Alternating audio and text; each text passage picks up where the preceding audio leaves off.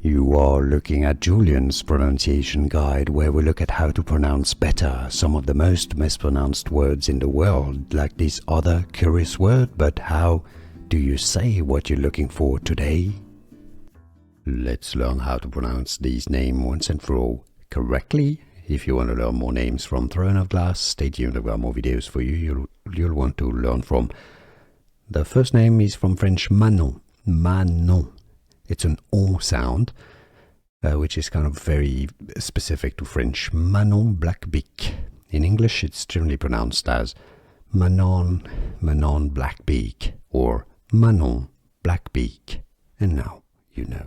Here are more videos on how to pronounce more confusing words and names too many mispronounced. Like this video if you found it useful. I appreciate your support. I'll see you soon and thanks for watching.